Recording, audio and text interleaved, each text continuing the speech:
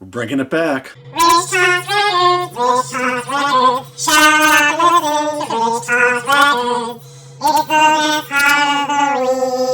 Hey everyone, my name is Rich, and this is Rich Talks Records, episode number 38. And today we are going to be talking about a wonderful, wonderful album. 1996 is the second and final album. 1996's Good God's Urge by Porno For Pyros. And this is the CD that I would have purchased back in 1996. Like some of my other videos, kind of like the Bob Dylan video, but certainly my Iggy Pop videos or some of the others, I am taking kind of a doing my first Public Image Limited video being Album, taking kind of a side entrance into one of my major formative influences. So instead of like tackling the big one, which would be Ritual De Lo Habitual, right?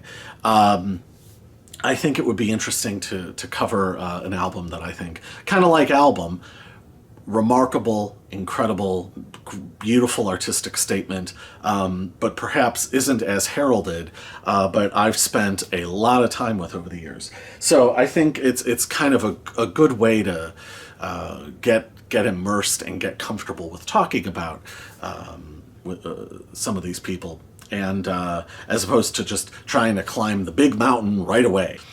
So I will say from the beginning, the test and the mission and the discipline of this video is I'm going to try to go out of my way to not talk about Jane's Addiction and not compare Porno For Pyros to Jane's Addiction or treat them like some sort of add-on to Jane's Addiction. But that being said, I am going to start with talking about Jane's Addiction because you kind of can't, I don't think, you kind of can't really understand Porno For Pyros without understanding the immediate breakup of Jane's Addiction. So, I will say this. For those who don't know, I will attempt to paint the picture. So, Jane's Addiction were breaking up. They had a very weird, prolonged breakup. And they finished Lollapalooza, and then they went and played what should have been, so the real Jane's Addiction, right? The four guys, the Perry, Eric, Dave, Steven, right? Went to Hawaii. They went, and why did they go to Hawaii? It's the greatest breakup other than the Sex Pistols. Like, it's the most artful, kind of accidentally perfect series of events, So they go to Hawaii. Why do they go to Hawaii? They go to Hawaii because it's the end of America, the end of the band, one of the truly most American bands that has ever existed, I think. And I think what's like good about America, right? So they go to the end of America, the end of the band is where they play their final concert. And Perry plays the final show bathed in blue light. It's blue light, and Perry plays the show naked. He already had a shaved head, and he goes out there naked with a shaved head and simply gives himself over to the audience. It's one of the most amazing things I've ever, it was the last Jane's Addiction show I ever heard, I was going to say. One of the first bootlegs I ever bought, it was bought in my John Lennon bootlegs video, where I bought the telecast Johnny Moondog bootleg. I bought the last Jane's Addiction show that day as well. So I listened to that thing over and over again. At some point, footage of the show, like camcorder shot, or maybe it was pro shot, but it kind of looks like a camcorder. Somebody maybe in the crew shot footage and standing on the stage and running behind Steven's drums to go get the other angle. So getting to see that was kind of a little I don't know, getting to see the Sermon on the Mount for me. That was pretty wild. And there was a picture of Perry in the blue light, naked with the shaved head, just drenched in sweat, giving everything he has on the final night of the existence of the best fucking band in the world. and there was a photo shot, and it was put in some stupid entertainment magazine as kind of a in a way of critiquing Perry Farrell. Like, look at this. Like, isn't this disgusting? He performed without clothes. Look at how grotesque. And they had some gross little caption underneath it. And I just cut the caption off and snipped out the picture, and I put that up on the inside of my high school locker. So I was already being called all sorts of nasty names and gay epithets. I'm not gay, never have been, and yet I constantly got called nasty anti-gay epithets. And so I thought, yeah, deal with that. Here's a guy with his dick out. Yeah, deal with that. Call me your names now. I don't care. It is meaningless to me. Meaningless. So anyway, so that was how Jane's Addiction ended. It was this mythical ending for this mythical band, right? And then somewhere in there, Perry and his partner and collaborative artistic collaborative partner Casey Nicole, they broke up. So somewhere in there, they also split apart. So kind of everything with Perry sort of ended, right? The second Lollapalooza wasn't sort of his hand-picked vision. The first Lollapalooza was, of course, his sort of art project, one of the great works of performance art of the 20th century, a Christo-sized performance art project that was also like a rock tour and totally revolutionary and totally wild and amazing. So that first lineup of Lollapalooza, it predates my concert going years. So I didn't get to see it in person. I can't imagine a reality in which I would have been allowed to go, but pretty unbelievable. This was like my favorite band, and this was this thing that I was completely obsessed with, and then it went away, and I was partially heartbroken that it went away, partially amazed that the breakup was sort of as perfect as everything else about them had been. The turnaround time was remarkably quick, because just the next year, by summer, I want to say, of 92, Porno For Pyros was doing shows. They were already a thing. And I sort of couldn't believe that Perry already had a band and already had new songs.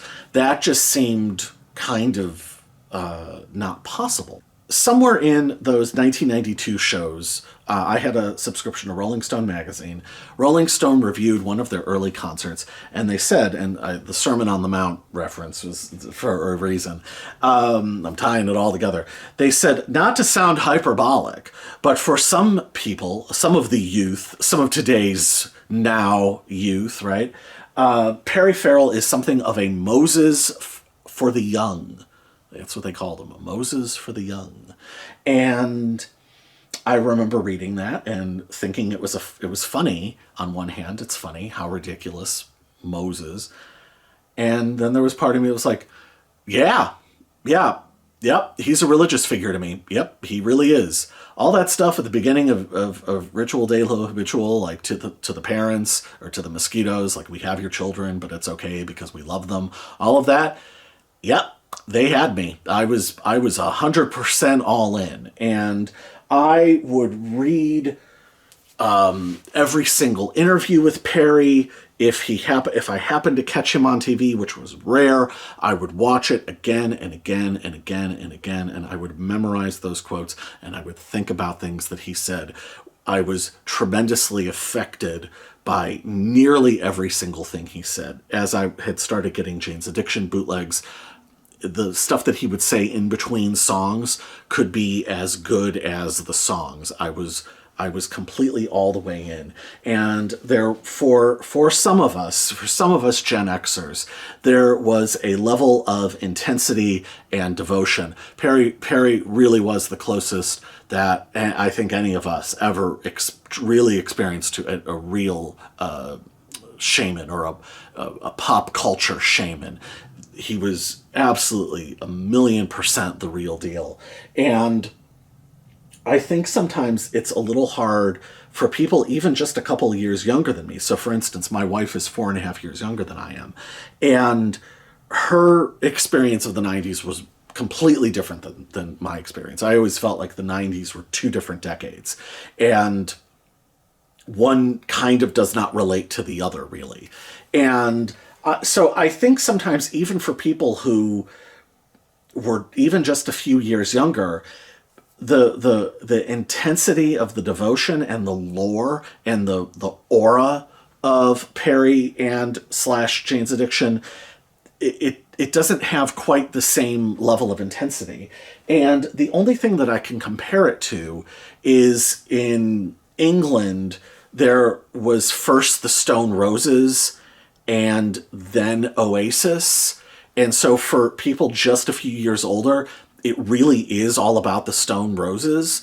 That to me is what Jane's Addiction is to like Nirvana or something like that. It was really all like, to me, they're the band that broke the sound barrier. They're the band that did it, really. And everything else was just a confirmation, kind of a retroactive confirmation of everything that they had gotten right. So it is interesting to, I feel like they are weirdly an age-dependent band. And though that being said, I do see younger people who have discovered Perry and his work, not just Jane's Addiction. I swear we're getting to Porno For Pyros.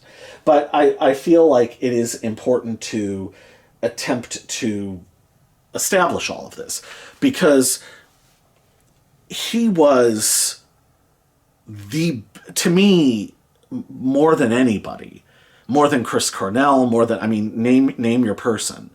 He was the complete ultimate ideal. To me, at his best, at the absolute peak of his powers, he was the best singer. He was the best lyricist. He was the best frontman. He was the best conceptualist.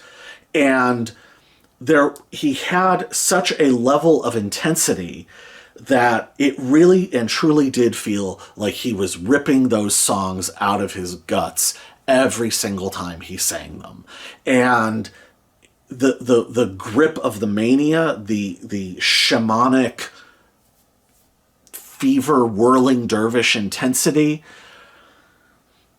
has transfixed me for the rest of my life. And that joke that the good-natured joke that Henry Rollins made when he said, he's got their minds. Well, he does. He fucking does. He does.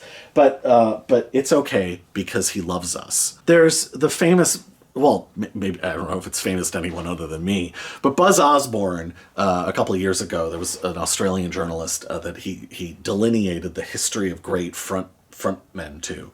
And I don't know if he starts with Elvis or I forget who it starts with, but it's Jerry Lee Lewis, and then Jim Morrison, and then Iggy Pop, and then Johnny Rotten, and he kind of ends it there. I would extend that one more to Perry Farrell, and I don't think that there's been, and people might think I'm crazy for saying this. I don't think that there's been anybody on that level who put all of it together. I mean, you can argue for Ian Curtis. I mean, there's other people that you could argue should be in that mix. You could say polystyrene. I certainly would.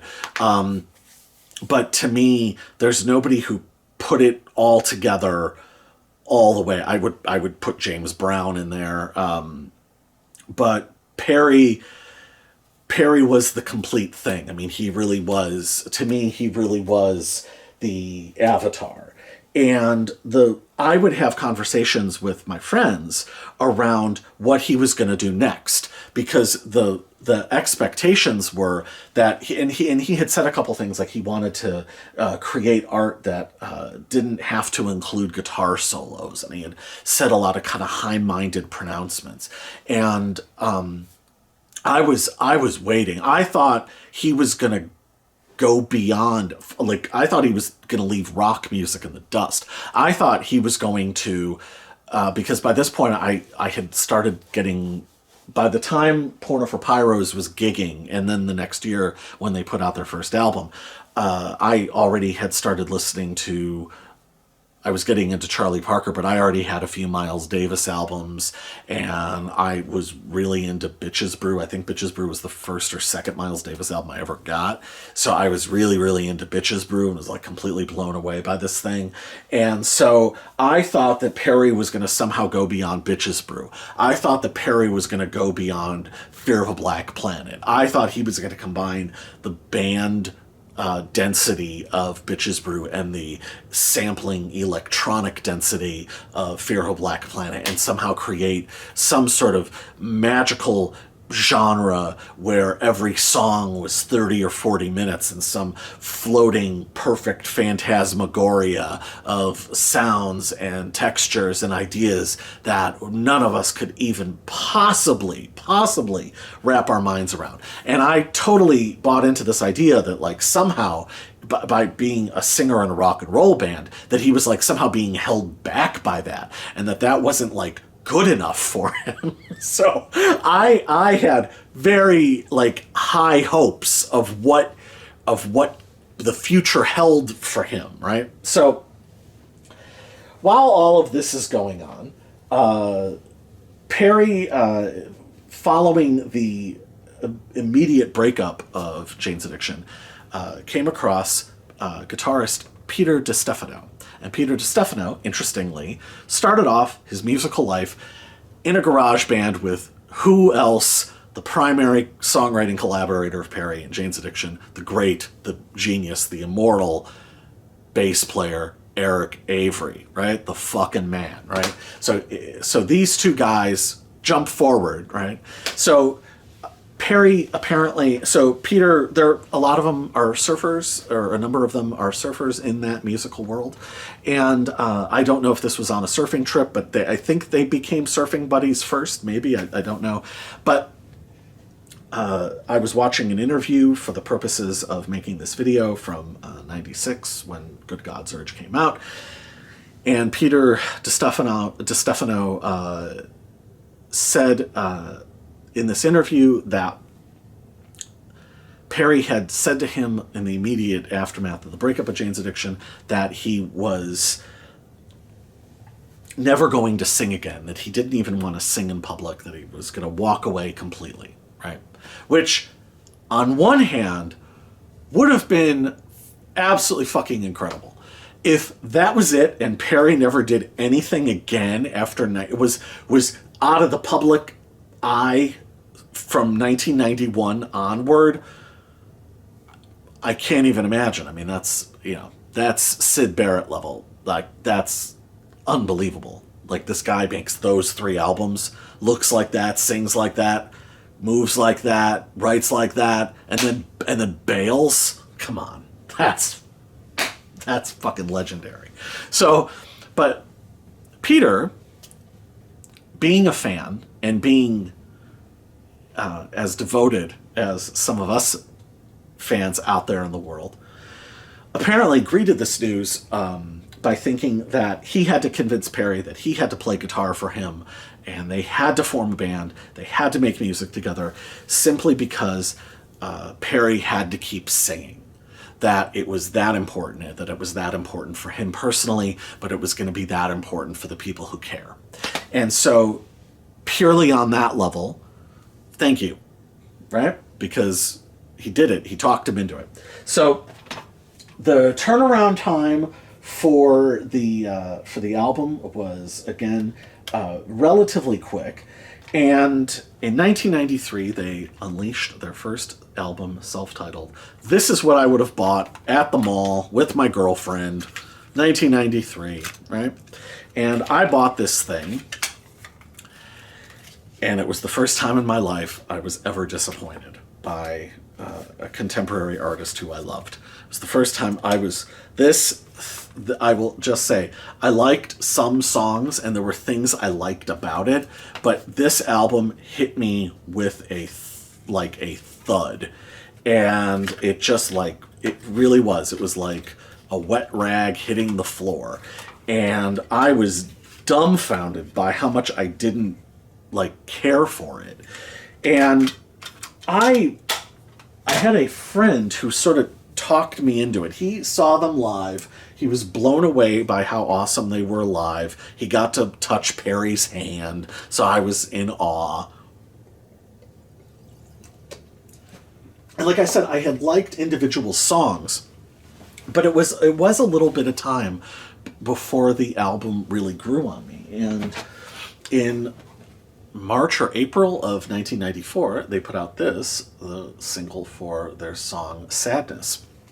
And this was when it all finally came together for Porno For Pyros for me. There was the acoustic reworking of the song Sadness called A Little Sadness.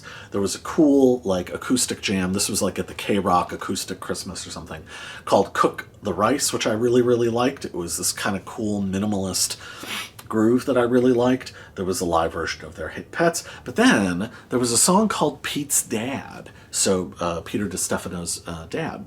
And it was about how Pete's dad, his cancer had gone into remission. And it was this remarkably vulnerable, straightforward song, but with a lot of odd, weird, quirky little musical digressions. There was an absolutely beautiful, I guess you would call it a waltz section with a violin solo. And I was absolutely captivated by it. I thought it was a miraculous little song. And I loved that it wasn't rocking or trying to be rocking. They were carving out their own unique sonic identity and their own unique songwriting and arranging voice. And this was the single that really won me over. And I went back and started listening to this album again. And it started to click. It was never going to be a major statement. But as the years went by, I began to appreciate it as a series of impressions and fragments and just little moments in time of what Los Angeles was like post-riots. And the city under siege. It was an epilogue to the major statements that Ice-T had made on Original Gangster and what Ice Cube had done on Death Certificate. So I came to appreciate it in a different way. It was a beautiful bookend to those overwhelming major artistic outpourings. And years later, in the book Horrors, which I used to have a copy of and vanished somewhere in a move, and I would love to find another copy of it again. I would love to give it a reread at some point. But in the book Horrors, Peter DiStefano calls the album, I want to say, it's been years since I've seen it, that he said that we recorded a wicked album during a wicked time, or it was a wicked little album made during a wicked little time.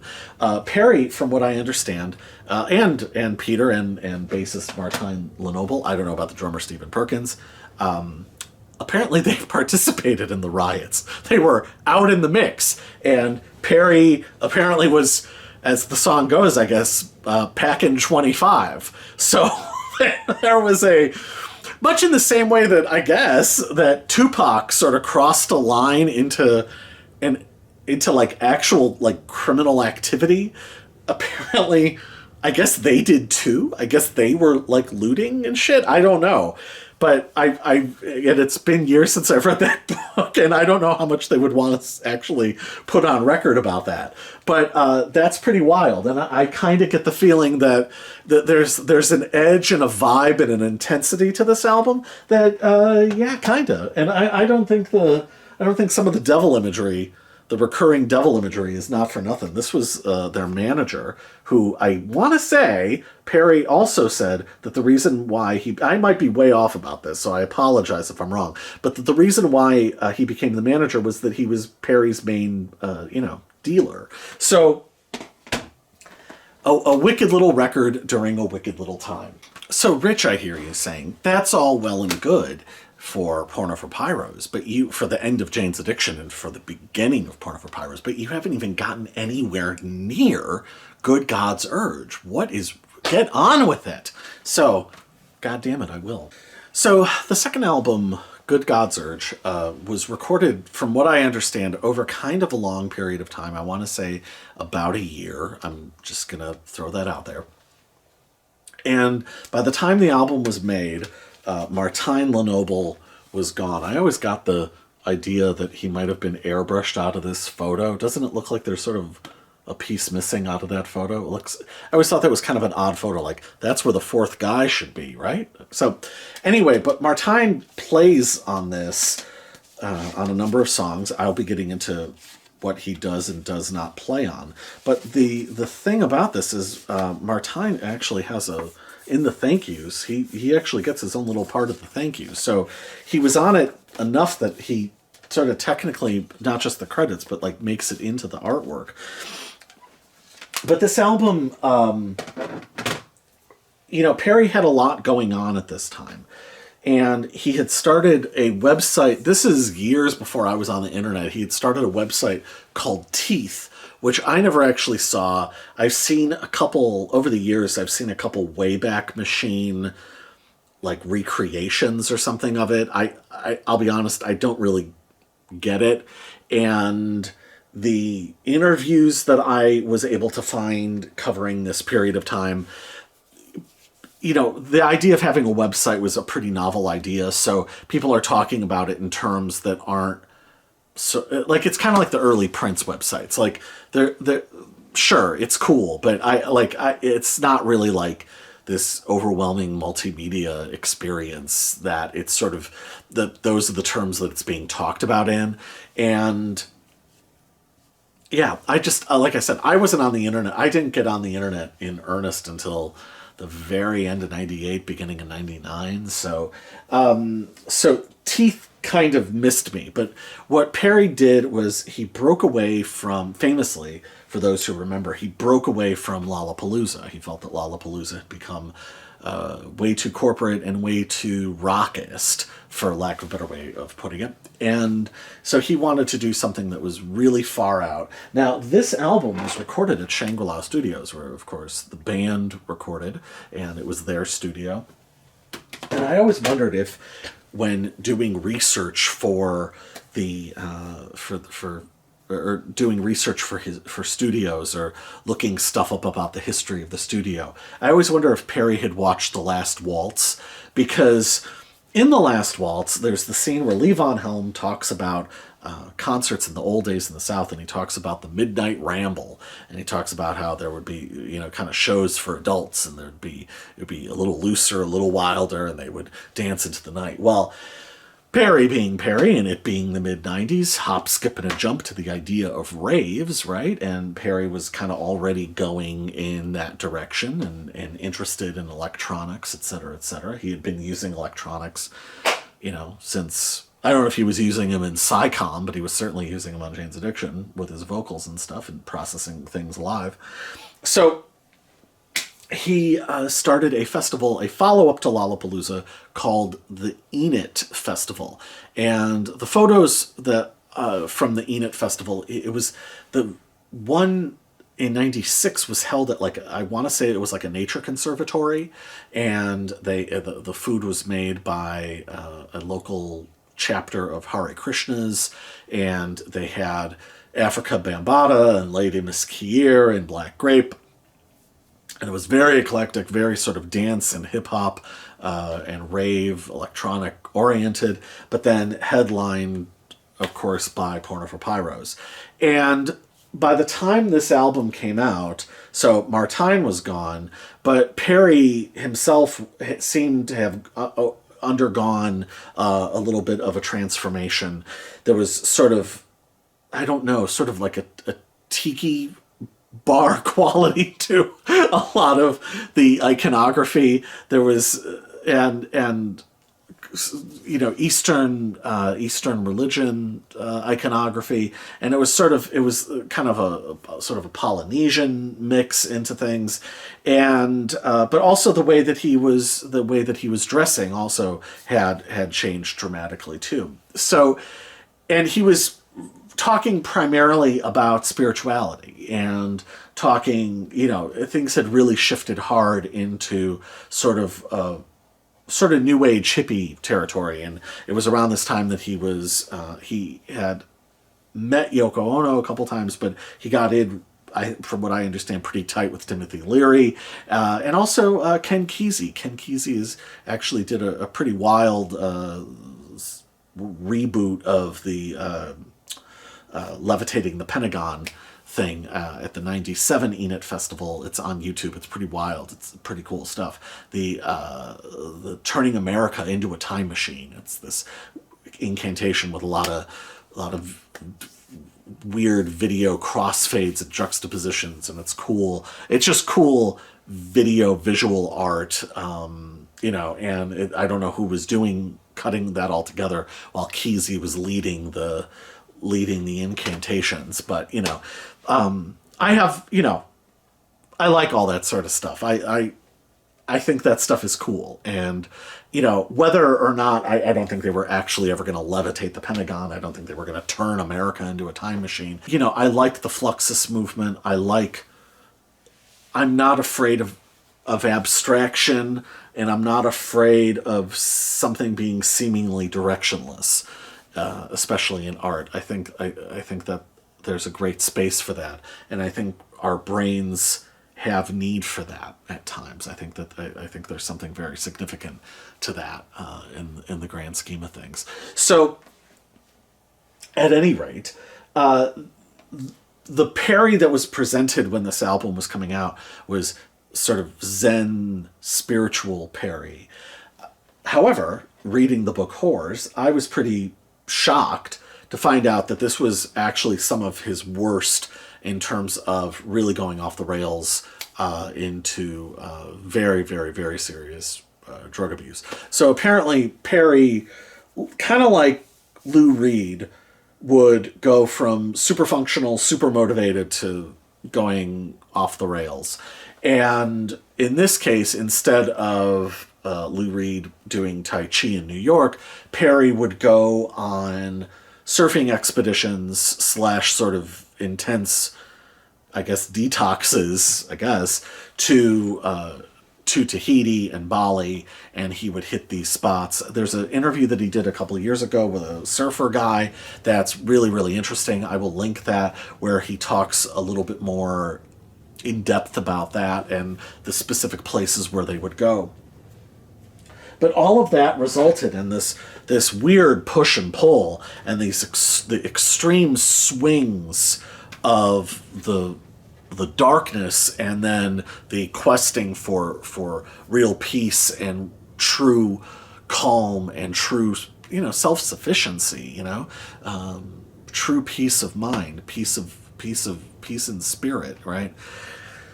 Resulted in this album. And it was funny because I had read a lot of the interviews, and I thought it was going to be far more, zen and meditative than it actually was. I was actually quite taken aback by the rawness and the darkness and the depictions of the darkness on this album. Because Perry was so blissful in interviews, and the way that he was photographed and the way that he was carrying himself, that really and truly, even some of the most beautiful songs it is unflinching in its honesty and in its depictions of darkness. So I think I have gone on for long enough. We will now get specifically into album talk. So, Good God's Urge came out on May 28th, 1996. I bought it. I don't know that I would have bought it the day that it came out, but I probably would have bought it certainly the week that it came out. I wasn't really a day of purchaser until actually a little later in the 90s, but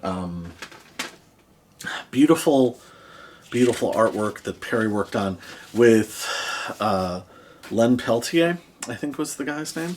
So cool artwork, I will say very kind of its time for anybody who remembers like rave artwork and these color schemes. Like it in some ways is, and I forget what was the music magazine that would do text layout like that. So there's a sort of a little aspect of it artwork wise that is kind of its time. The cover, though, I want to get the cover right.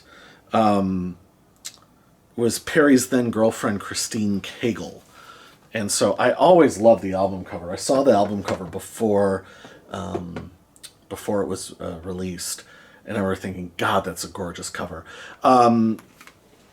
The phenomenon of Perry's artwork was always something that was really important to me. I loved the artwork on all of the Jane's Addiction stuff. And I was never really sure of who did what between Perry and Casey Nicole. I was always, I could never fully work it out. And it's interesting because there's a lot of artwork that Perry's done since then.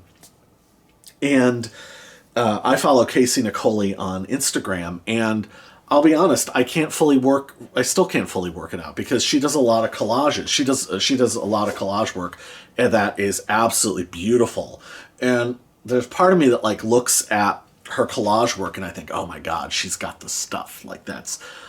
That's what I love. But then you look at this and you look at how absolutely gorgeous this is. And lest we forget, the sculpture Ritual De Lo Habitual was Perry's sculpture. So, but I mean, I absolutely love the album cover.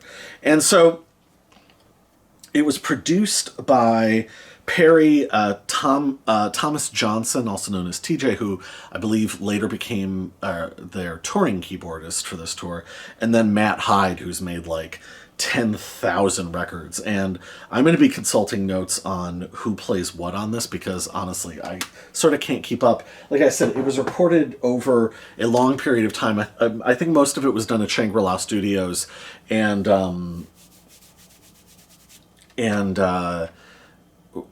Record Plant West, I want to say. Some of it was done there. So, at any rate, this album for me came out at a time, I was about a month after a very, very, very devastating and nasty breakup. Nasty business. Brought out the worst in both of us. We were both total bastards to each other. So, this album, a calm yet startlingly honest look at life and its beauty and its endless complications was very helpful for me. And by the time this came out, so 3 years after the first album, I didn't need Porno For Pyros, Perry. I didn't need Porno For Pyros to make the grand sweeping statement that was going to go beyond Miles Davis's Agharta and Pangea. I just wanted really, really good music, and that was what they delivered, far beyond what I could have hoped for. This album meant a tremendous amount to me, and it's an album that I never go that long without listening to so it has just kind of been a constant in my life for whatever it is, a quarter century, or my math is very bad, so whatever that comes out to. I remember just before the breakup, hearing Tahitian Moon on the radio one night as we were pulling up to my house and loving it and thinking it was absolutely amazing. So, and I remember the girl and I listening to it, and she loved it too. And I had gotten her into Perry, and so like we were like, this is incredible. So I remember being really, really excited by the Tahitian Moon single. And so anyway, I guess we will start talking about what this album is. And so the reason I had brought up the Sadness single was it not only was where Porno For Pyros started to make sense to me, but I feel like in a weird way it was where they sort of found their true voice. And funnily enough, speaking of Public Image Limited's album and the subsequent tour for that, I feel like that really is, in a really weird way, that sort of second full era of Pill and this period of Porno For Pyros are, I don't know, they're somehow connected to me. In that it's very eclectic, open-ended, but percussive, but also sort of drone-based folk music. It's almost like avant-garde folk music. And where there is room for unconventional instrumentation, imaginative instrumentation, but also odd melodic digressions. And I guess this is where we'll get into talk of the band a little bit. So first of all, Jane's Addiction split into half into Deconstruction, half into Porno For Pyros. Stephen Perkins, to me, there's a very short list of, I think, if Perry was the best singer, frontman of his time, front person of his time, I mean, to me, it's a pretty short list.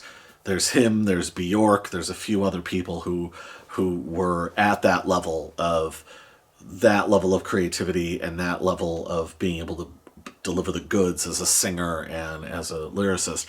So if Perry is sort of the top of the list, Stephen Perkins is absolutely on the list, somewhere in there with Dale Crover and Dave Grohl and Jimmy Chamberlin, and if you want to extend the timeline a little bit, Janet Weiss, of just like monumental drummers.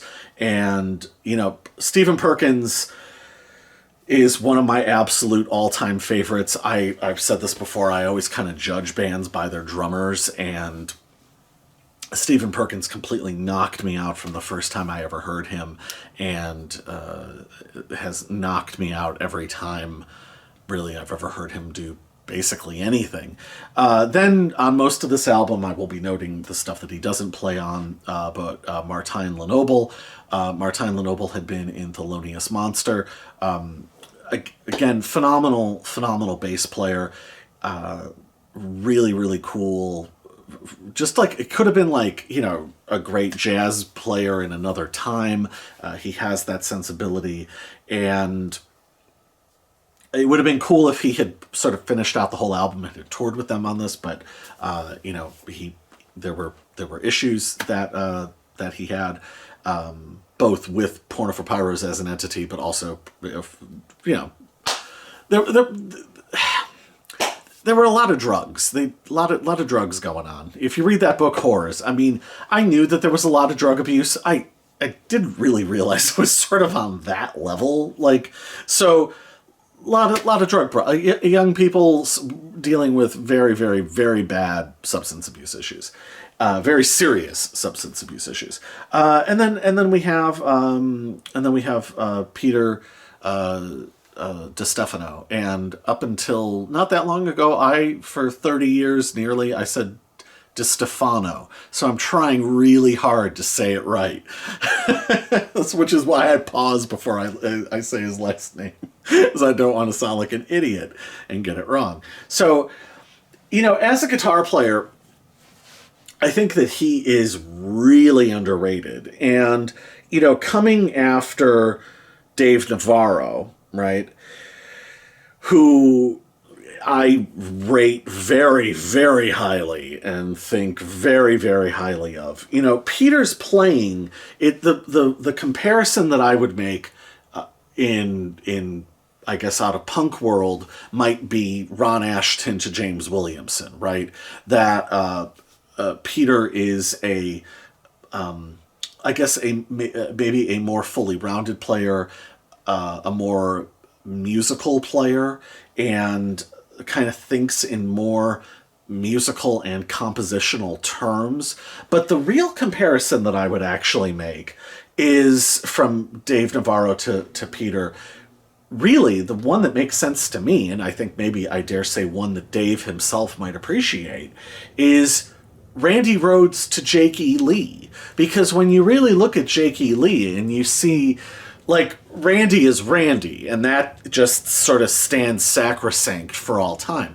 But when you really look at Jake E. Lee, and there's that one video of Jake E. Lee where he's demonstrating how Ozzy's subsequent guitar players played his parts wrong, and you look at the care and the pride that Jake E. Lee has in the chordal compositions, and he's like, well, they missed this part, but you see, this part has to be there because that's the resolution, and everything else is the setup. So they play the setup, but they don't play the resolution. And you can see, even after all these years and how much he got screwed over by the Osbourne organization, that he's still, there's still this real care to what he does, and that's sort of how I feel about Peter. There's a very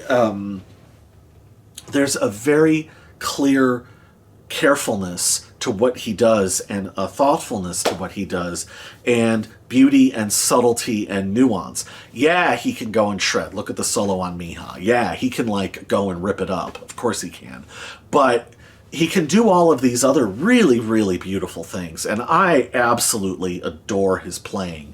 And I think that this album is the real full flowering of what he does. He has some spectacular moments. He also, by the way, is a great tonal player. So that's one of the I think the things that I eventually won me over about the first album, is he is really able to mix tones and textures really, really beautiful. Again, kind of subtlety and nuance. So that's all over this album. So we will get into the song by song. So the first song is Porpoisehead. And again, this album deals, Perry was writing it while sort of being clean, or trying to be clean, in these surfing spots. So, it begins with, interesting arpeggiations. The other thing that's interesting about this album, and they talk about this in the subsequent interviews from this time, is that this album was this was probably the first really studio-centric album that Perry made, which in years later, I mean, those albums were like, I'm gonna say some of his later albums are studio-centric to a fault. And what was, but this album is an interesting transition, because, the thing with Jane's and the thing with the first Porno For Pyros album is that's really the live band. That's really the band cooking. And, the first Jane's album's live, second one is live in the studio, then with overdubs. I know they recorded tracks, with one glorious exception for Ritual, but there's still very much the feeling of the band playing, right? And then the Porno For Pyros, the first album, is very much a band playing. And like Iggy Pop, Perry was always kind of the band leader, and was always, or like Iggy Pop or James Brown, he was the front man who was both the shaman but also the band leader, and obsessively paying attention to each note, and really, really, really listening, and knew that music inside and out kind of better than anybody else, right? So that element I always thought was the single most important aspect of Perry's music, and what he did, and what he brought to Porno For Pyros, that he really is the force in the center of all of this, right? So Porpoisehead, beautiful arpeggiations, and right away, you get these odd digressions. Perry had always used his voice as an instrument, but particularly uses it as an instrument on this album. And again, kind of along with violins and other instrumentation, that there is the sort of the drone aspect, or creating these dissonances, these interesting dissonances periodically. So it's a absolutely beautiful song. In one of the live shows from this tour, he talks about that it's about being sort of half conscious in bed after a wild time. But it does what Perry does. It mixes the sensual, it mixes it with the terrifying, with the realistic, with the spiritual. But what the song really is, it's a modernist sea shanty. And that's what I really love about it the most, that there is this quality of, yo ho tie the man down kind of aspect to it, and you could you could picture the song existing in the 1890s or something like that, and I love that aspect of it, and the backing vocals really accentuate that feeling. Live, it really gets brought out, because what you have here is a really deep and fully formed production sound. There's, from what I understand, samples of cooing doves.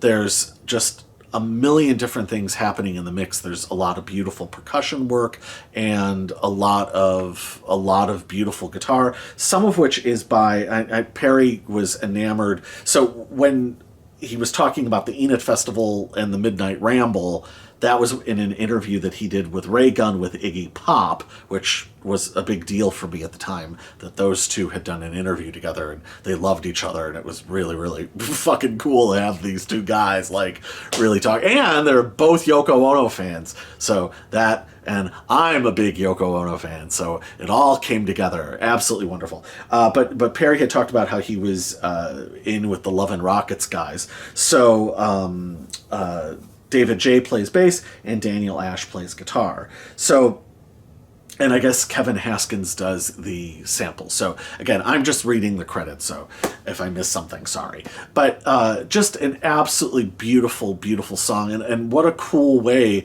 to do a sea shanty, you know? And it's like this sort of avant-garde sea shanty. And that's part of what I mean in terms of what Peter brings, that there is this sort of compositional care and proper use of song forms, and that he can really work with song forms and make them strong enough that it can bear the weight of the density of the production, and also odd melodic digressions and weird right angles in terms of arrangements. And I absolutely love that. Now, the next song is totally ridiculously gorgeous. The next song is 100 Ways. And this is where we have Mike Watt on bass. So Mike Watt was the replacement for Martijn Lenoble. If you are going to, I mean, it's Mike Watt. What can you say? He's one of the greatest bass players of all time. The Minutemen, he was in the Stooges, he was in Dose. I mean, it's Mike Watt. He's done a million things. I've talked about him in other videos, so including the Stooges video. So, but 100 Ways is an absolutely gorgeous, gorgeous song. And as a piece of resonant melodic beauty, it is absolutely incredible. Especially the refrain, or I guess the pre-chorus, is absolutely stunning. The lyrics are also incredible. Again, Perry has this way of being, you know, so one of the things with Perry, I will say this about his lyric writing style, is sometimes you get certain people where the lyrics are like Iggy, for instance, where it's like a big funnel, and what you get is at the bottom of the funnel. So Iggy would have read 10 books about the Roman Empire, and what you get are these sort of distilled thoughts on the matter, right? Perry, I always thought that Perry's lyric writing style was almost like that. There's constant thought and constant activity, and what the lyrics are sort of like shreds out of larger bodies of thought. So instead of reducing all of it down and then producing a thought, Perry's giving you periodic kind of in media res snapshots, and then that compiles into an idea. So it's almost like a collage approach or sampling approach to lyric writing. I don't know if that's how that stuff is written, but that was how it always came off to me. And there's absolutely beautiful trumpet parts on this, and it is a glorious, glorious love song, and it's an honest and adult love song. It doesn't go for sort of cheap sentiment. And again, Perry's ability to mix reality and romanticism and kind of weird frankness, all of that is incredible, you know, and it does take on some sort of other weird spiritual aspect as well. I mean, it to me at least, it does have that aspect of some of Arthur Lee or Brian Wilson's love songs where it could be about a girl or it could be about larger a larger spiritual struggle, or it could be love of nature itself. Absolutely gorgeous. And and that's the other thing I should probably mention about this album is as much as it's very modernist in how it sounds, and I don't mean that it's dated, but it was clearly not made in like the 60s or 70s. It's not like a retro album. There is a really beautiful aspect to this record that really does channel the spirit of some of the best stuff on Satanic Majesties, or some of the moments on Piper of the Gates of Dawn, some of the best stuff on like Magical Mystery Tour, that weird disembodied floating and then combining musical elements together. And again, the fact that the songs are so strong enough compositionally that, you know, that they can bear the weight of it. There's part of me that at various times has wished that there could have been like alternates from this album, were just more stripped down and just where you can focus on just the real beauty of just the songs, just the musicians purely playing the songs, almost like a band mix. But, you know, there are enough live performances. There's a good performance on 120 minutes from this time. You can go listen to that, I guess, you know. But anyway, moving right along. The next song, so you have kind of this setup, and then it really, really lurches hard into Tahitian Moon, which I am shocked that... So the credit is that apparently Martine played the bass on that, and that isn't Watt. I always thought that was Watt, but I look on the credits and that is not the case. So Matt Hyde plays guitar on this. It's a true story. In the interview with The Surfer, Perry talks about the story. I don't want to sort of paraphrase it. Go watch the interview. He tells it far better than I ever could summarize it here. Excuse me. But the sound painting is, and that's part of the thing too, is, I mean, like the sound painting with the trumpet parts on 100 Ways, absolutely incredible. I mean, that's absolutely beautiful sound painting. And the sound painting and then to go into the storm clouds of Tahitian Moon, because it's incredibly evocative. Dueling guitars of DeStefano and Matt Hyde, incredible. And it's sort of I don't know, somewhere between Chrome and Keith Levine or Ted Falcone in terms of big, you know, blocks of sound, and then this absolutely incredible propulsive bass. I always thought it was Watt, but again, if that's Martine, then Martine really is like one of the baddest motherfuckers who ever lived. That is an unbelievable bass line. That is fucking incredible. And Steven knows obviously what to do with it on drums. I mean, like, it's really simple drumming, but like perfect drumming.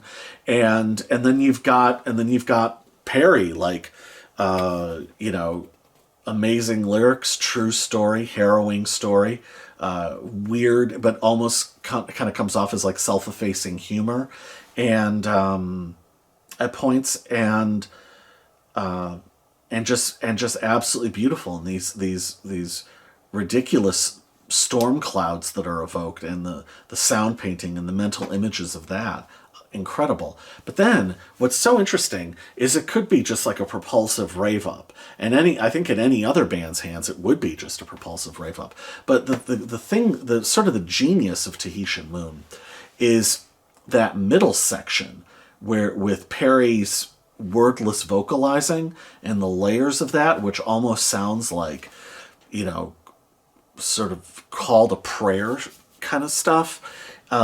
absolutely gorgeous. And then the layered guitars, which I guess some of that would be Matt Hyde's slide playing, but the layering of the guitars, and all of a sudden it sort of goes from storm clouds to a beautiful, beautiful, beautiful sunset, and it's so evocative of the atmosphere, and just again really, really beautiful. This isn't like, oh, this is good production. It's like good production transcends, if it's good enough, it transcends into like really beautiful sound painting. And I've said this umpteen times now, and no doubt we'll say it umpteen more. Great albums play like novels or films, right? And where it really is that evocative, and you are in that world, and you are absolutely in the world of Tahitian Moon. Just incredible. And that was the single, and like, what a cool, sophisticated, interesting single that also like fucking rocks. Like, that's amazing. That's absolutely amazing. What a cool, interesting tonal shift.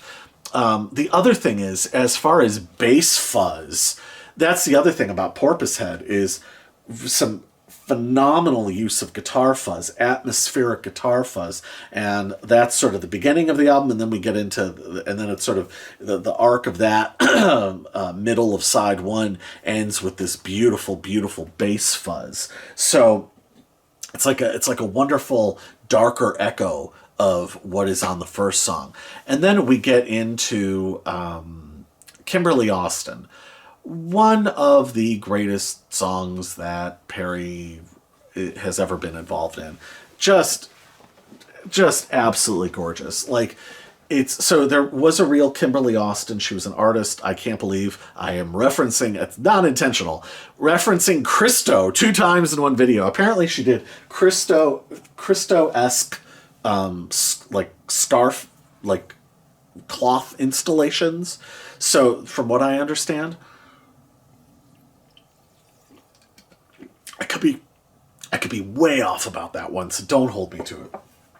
But there's a real Kimberly Austin.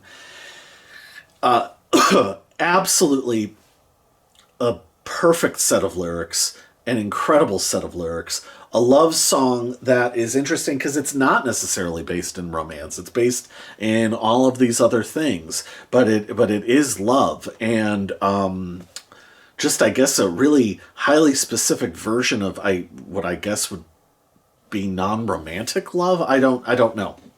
But an amazing, amazing set of lyrics. And one of the things that's interesting, too, is that it's sort of an echo of what Perry achieved and then she did. Right?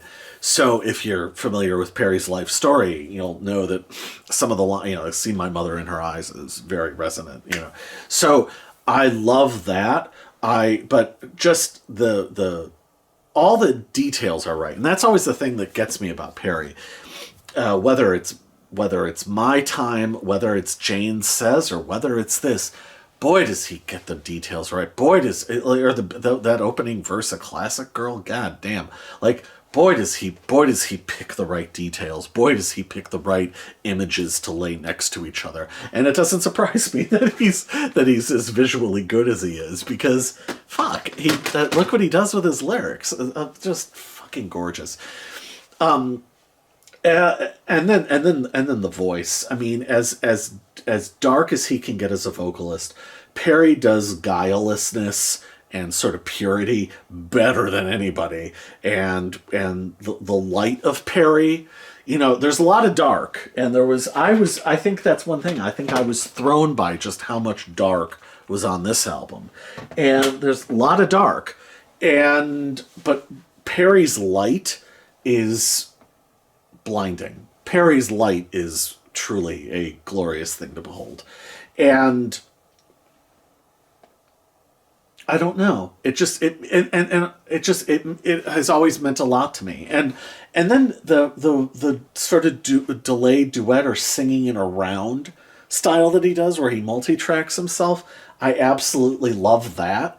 And then that weird middle where it goes into the harmonica solo, but it's this sort of somewhat strangely dissonant harmonica solo. But again, it has the, when I talk about like a folk thing, it has that weird quality that the American Anthology of Folk Music has, where you do have like something that's really beautiful or really meaningful, and then, you know, especially on that third part of it, it gets fucking weird and dissonant, and these other divergent elements come in, and the song, it holds all of that together. You know, it's incredible. It's one of my favorite songs that he ever wrote, or that they ever wrote. So incredible, beautiful, beautiful stuff, and beautiful guitar playing from Peter again. Like, it's perfect, you know. And I think the mark of a great musician is when they don't need to like jam a bunch of stuff in there, you know, and they can just purely play for the song. And that's like one of the best compliments I can give. And then we side one ends with The Thick of It All. So this is another one Martijn is on. This I remember thinking was like a real studio production piece, and I still feel that way about it. And it really stuck out to me like when I first got this album, because it was the least band in a room feeling, you know, that of anything he had ever done up to that point, you know. And I remember being kind of somewhat surprised by the degree of that. But it's really, really wonderful. Again, this is, if Tahitian Moon is a raging storm, this is just constant sort of torrential rain, but it's not like threatening of anything, you know, no one needs to run inside. But again, stormy, empty skies, no one's out, and that hypnotic, repetitive guitar part, and it feels like it's just like a tape loop, except for the fact that they did play it live like that, you know. And then these you know, we've had a fair amount of beauty, and even Tahitian Moon, which is dark musically, it's about Perry risking his life to go find his friend out in the ocean, you know. So there's a lot of sort of humanity and spirituality and love and beauty in the first half. But Thick of It All is where things start to get into the palmier regions of side two. And I will say, the one criticism I would really lob at this album is I feel like the first song on side two should be the last song on side one. I've always owned this on CD, of course, so I always just flip those songs. I always felt like Thick of It All is the beginning of the second half of the album in a way. But, you know, dark lyrics.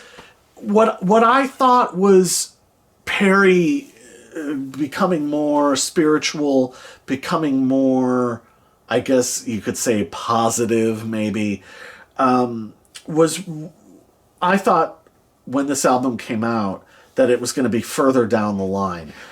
These are more like the first stirrings of those sorts of feelings or thoughts, or the beginnings of trying to act on that and change your life. So that's one of the things I was thrown by. And Thick of It All is really like, it's not further down the line in terms of having developed spiritual practice. It's the beginnings of spiritual awakening, and confronting darkness and embarrassment and shame and fear and all of that. All of the nasty stuff. But it's in the thick of it all, right? And I love it as a song. Again, DeStefano plays some really cool sort of blues, sort of fractured blues licks later in the song. But compositionally, the other thing about it that's so impressive is, and I don't know if it's a guitar, I'm not sure what the instrument is, but whatever that beautiful counter melody is that starts midway through, amazing. And also, the vocal harmonies that Perry does with himself are some of his finest. And it sounds like, it sounds like the decayed inner self. It sounds like the things that are no longer working for you that you used to be able to do easily. It's very, very, very evocative as you're out in this, out in this storm, or sitting on a patio looking out at the storm, and it's too dark and too wet to go anywhere, or it's getting dark fast. Very, very evocative, beautiful mood piece. Interesting way to close side one, though. I personally would have switched it, but we flipped the record. Apparently, there was a vinyl repress of this. I don't have that, but let's say we do. We flip the record over, and then we get to side two. We get into side two, and things open with Good Gods Urge, which is, I guess, sort of a medley between Good Gods and Urge, or it's just a more ambitious, larger piece. I don't know. Yes, I can understand why this would be the side opener. I completely get it. There are musical reasons. There are conceptual reasons. I completely get it. So, just to be clear, but in my perfect world, it would be flipped. But I completely get why you would use this as the side opener. So, Watt is on bass. Watt, oh, Jesus Christ, he is playing absolutely beautifully along with melody, just absolutely gorgeous playing from Watt. But the star of this particular show, at least at the beginning, is Peter DiStefano. That chord progression, and the way he plays it. So see, and that's why and part of me wishes that it was the last song on side one as opposed to the opening side two, because that as sort of a larger suite with Kimberly Austin and 100 Ways, and that's the big resolution of it. You see where I'm going with that. But again, I get it lyrically, conceptually. I get it. Why they put it where they put it, but that chord progression is absolutely beautiful, and then you know where I'm going with this. That melody over the top, holy Christ! Is it the single best melody? This is a very melodic album. Kimberly Austin is beautiful, beautiful melody. 100 Ways, beautiful, beautiful melody. Tahisha Moon is a beautiful melody. Porpoisehead, not maybe necessarily a beautiful melody, but certainly a memorable melody, right? This is an absolutely gorgeous, very rich melody, and Perry is celestial with the way that he sings it. It is absolutely beautiful. And so in a weird resonance with my own life, right? He's singing about, good God, my father, give him back his legs. I felt this at the time, but boy, oh boy, as the years went by, did I only feel it more. So I will briefly talk about this. My father was both kinds of crippled, by birth and by accident. So on his, I believe it was his right leg, he was born with a pretty bad club foot. He had braces and all that stuff on his legs as a child. And then on his first day of high school, I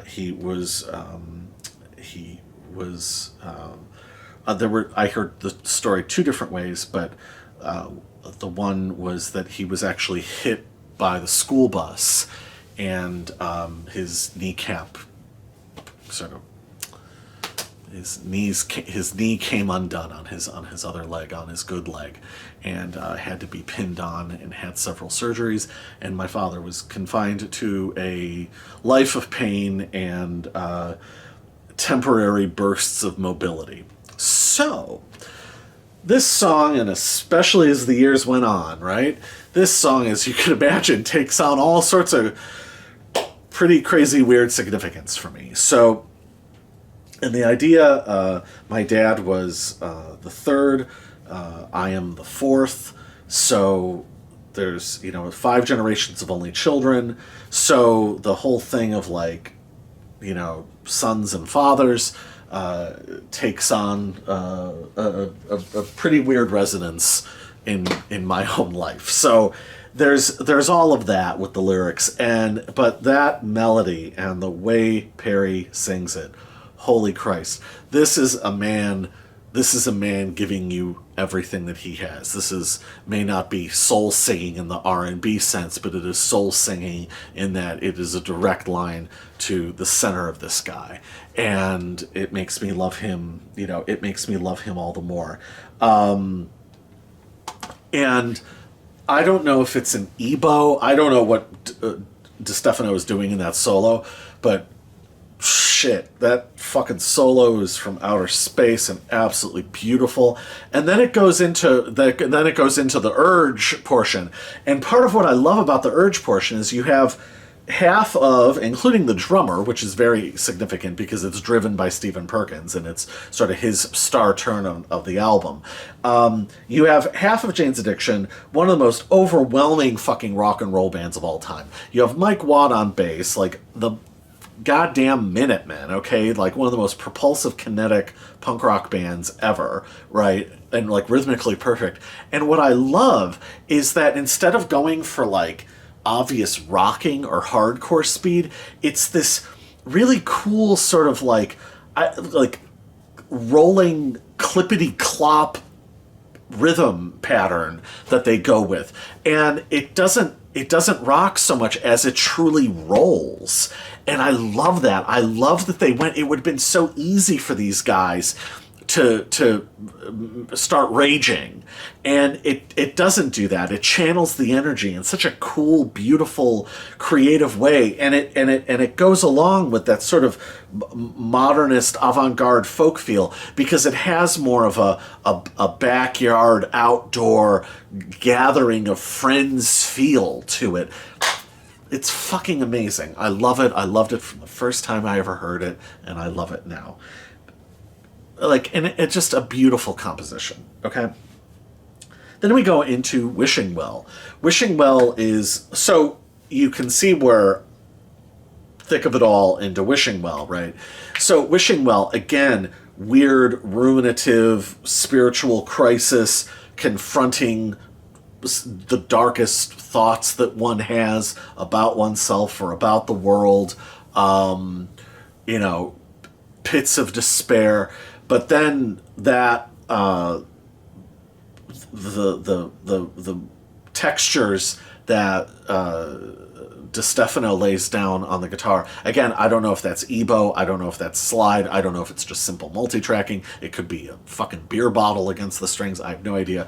But boy, does he build all of those moods. And again, it's such an unusual composition because you have the classically beautiful compositions that I've already talked about, but then you have these other stranger, palmier, again, that word, open-ended things that I love the contrast of all of that. And then it sort of explodes. The choruses, there's some of the choruses on side 2 are slightly, I guess, underwritten. But what that does in this case, first of all, Perry sounds great just sort of belting it out. But, and I want to get his name right, the clarinet player Leo Chelopov, who later played on the Hard Charger song, really lets loose, and it really feels like some of the darker stuff on like Donovan's Sunshine Superman album, or some of the stuff on maybe like Richard P. Haven's 1983. Like it really has that sense, but again with all of DeStefano's guitars, gorgeous. Like it's a deep, sort of scary, ruminative song. And Perry's vocals, again, he multi-tracks himself to glorious effect. And I love it. And I love that all of that, the way that is thrown into relief by the chorus. It's fantastic, and it's just, again, it's so musical and not in conventional ways. And then we go into Dogs That Rule the Night, which in some ways is my least favorite song on the album. That being said, I absolutely love it, and the band is really, really hot on this. And so that would be Martine on bass, and this is them, like really, really, really cooking. And DeStefano's guitar licks are fucking fantastic. And it kind of needs, I suppose it needs a little bit of a diversion away from the romantic and spiritual concerns of most of the record. But it's, and it's more of a somewhat detached observation, as Perry would sometimes do. But I have sometimes thought, if I do have a criticism of it, that sometimes I felt like the chorus is a little underdeveloped, maybe to a fault, that it relies a little too much on Perry's vocal power to get it across. It's the one sort of criticism I have of the album. But that being said, if you're really like listening to this and like really enjoying it, and you're in the vibe of the album, it's not like it's bad. It's not like, oh, that doesn't work. It's I am going up against the like highest of high standards here when I throw that criticism out there. So just to be clear about it. But I've always, the playing on the song is absolutely spectacular. So, they're like, the band is just incredible on it, and I completely understand why they would have put it on the album. But then, so like, it makes all the sense of the world. But then we get to the next song, and that is Freeway. So Freeway, I talked about the girl earlier. I talked about the bad breakup. For the longest time, I didn't care for Freeway. And honestly, for about maybe, I don't know, the first 6 months I had this album, I loved all of it, except I would skip Dogs That Rule the Night and I would skip Freeway. And somewhere in, I don't know, 6 months, 8 months, whatever, at some point, Dogs That Rule the Night, I started to really like. But then, one night, this was way after the breakup, I was convinced by the now ex-girlfriend to pick her up somewhere. I don't know what the hell she was doing. She was way the hell out in fucking Bumblebee land somewhere, and I had to go out and pick her up. And I had this very CD in the car with me. And I had this going, and I'm listening. It was a long drive, and it gets to the song Freeway, which maybe I wouldn't have heard in a couple of months at this point, despite listening to the album a lot. And god damn it, Freeway comes on. Because I have to understand, this is the big one. Dave Navarro is on it, and Flea is the bass player, but Dave Navarro, big thing, right? And holy shit. So this song deals with jealousy. Probably the most corrosive emotion there is, I think. Lou Reed talked a lot about that, especially in relation to the song Satellite of Love. And the thing about this girl is that she would absolutely tear me up with jealousy to the degree that I had never felt it before that, or honestly since. It was something specific about her, and it would drive me absolutely fucking crazy, and not in a good way, like crazy, not like, oh, it's so romantic how out of my mind I am. No, it was dark and weird, and the sort of thing where somewhere in the back of your head it's like, I'm not supposed to feel like this. This isn't right. And I'm on this drive, it's like the one street light every quarter mile thing, and it's dark, and like, what the fuck am I doing? Why am I doing this? It's GPS, so I had some handwritten instructions, and I'm just one lane. And this song, I wound up playing this song like, who knows, 6, 7, 8, 9 times in a row. Who knows? I totally got the song. I got the sort of jarring musical shifts. I got all of it. All of it made sense to me. And jealousy, and I want to kill us both. She makes me so jealous. I want to kill us both. And just that whole thing of like that feeling of, that's what it's like in a stupid lousy fucking relationship, the extreme swings of everything's okay, and we're having fun and we're driving around, and then like, you know, I'll fucking kill us both. And the extremes of that, you know, amazing. Also, conceptually, I also understand why you need to have Dogs That Rule the Night ahead of Freeway. Yes, I get it. Like, they're sort of back in the city. Like, I get it. It's a film. I get it. You know, and I understand that, and it's beautiful that the way that it's all laid out. But Freeway is an absolutely incredible composition. It's a bunch of, I guess it's a lot of comped guitar parts, because Dave Navarro is on the intro, I guess. And then John Flannery, who I'm unfamiliar with, I'll be honest.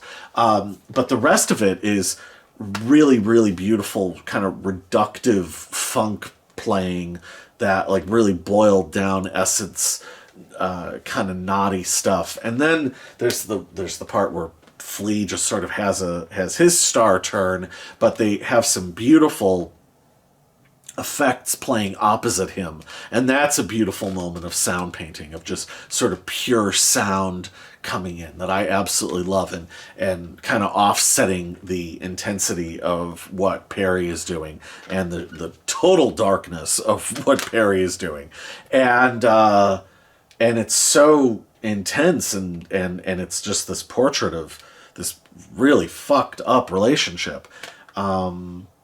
And then it ends, and that's it. It stops, and it goes away, and we get into the last song on the album, Bali Eyes. And so Bali Eyes is one of my favorite songs of all time, and I'm going to say the single greatest Porno For Pyros song ever. Bali Eyes is... part of me just wishes the entire album just sounded like this, and that the entire album was in this style. It's the ultimate extension of some of the stuff on Led Zeppelin 3 or Mother Nature's Son on the White Album. Like, it's that beautiful, open, one with nature. Like, that is an absolutely perfect chord progression. Holy crap, it's just absolutely perfect. And the slide parts, I guess Matt Hyde plays some of the slide parts. Those are perfectly accented, and then you have Perry, very psychedelic, imagistic lyrics that I absolutely love. Really, really imaginative, beautiful, evocative lyrics, but just such a simple, gorgeous song that is just wide open and open to the world and open to experience and open to love. And just like, this song has always meant so much to me. And it truly is one of my favorite songs ever. Like, it has always put me in a good mood. And then you have the fucking guitar solo on Bali Eyes is an absolute corker. That is a solo for the ages. That's like somebody, again, call the prayers, like on top of a mountain, calling out to the world. That is an absolutely gorgeous song, as big as the sky itself. Solo, I mean, as big as the sky itself. Like, and it moves along in these beautiful parts. DeStefano, again, there's that musicality, there's that sense of composition, and there's that sense that he can really use structures and put forms against each other in absolutely beautiful ways. It is glorious. It's sublime. And to use a phrase I like to use, compulsively listenable. That is a song you listen to again and again and again and again. It's that good. And that's how it closes. That's Bali Eyes. It closes the album. It wraps the whole thing up. And Perry's lyrics are just so, that last verse is so truly, genuinely optimistic. When he said, the day, it looks good already. That's beautiful. And for somebody as dark as him, you need that. And as somebody as dark as I have been at times, I need that. We need that. And Perry's believable. This isn't some goofball, pointless string of aphorisms. You believe him because he has shown you he's shown you everything else. He has stood naked, literally, he has stood naked before you. And so you believe him. and when he goes dark, you understand it, and when it's beautiful, and when it's the light, you believe the light all the more. You feel the light all the more. You feel it within yourself. It radiates in, it radiates out. It's a wondrous thing, and it makes people who are inherently dark like myself a little less dark. As Perry has talked about before, it loosens the screws a little bit, and it makes life a little bit easier. It's a gift. And that's what these guys do. So, it's a gift. It's a gift. It's a beautiful thing. So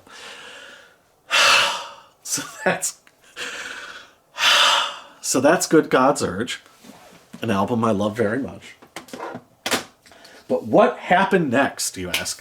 So first of all, I will say the Tahitian Moon single, which I don't have a copy of, has a song called Dominator on it. That is... Oh, I meant to do this.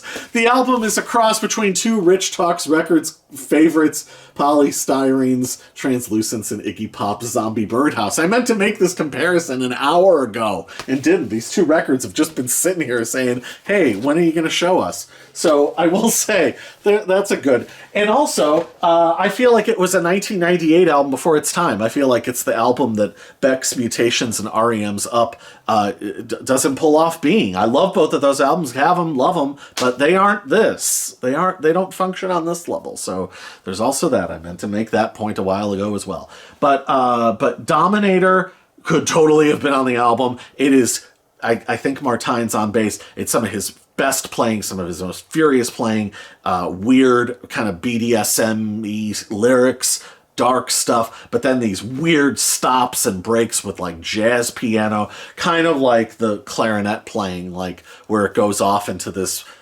other realm, you know? And I love Dominator, so go check that out. I'll link that below. Check that song out because it's fucking amazing. After this was, of course, they did the song for the Howard Stern movie where they had, again, Flea and Dave Navarro back, and then the Jane's Addiction reunion. And Perry didn't make another complete album for 5 years, and when he did, it was a solo album, and he was a completely different artist. And that was the Song Yet to Be Sung album. Totally different mentality. You know, the whole thing was different. There is the tour for this album. Mike Watt toured on this album, and there are a few shows out there. One is a fan shot show. There's footage of the fans going to the show and fans after the show. Skip ahead in that video. Check that out because it's just shot from the audience.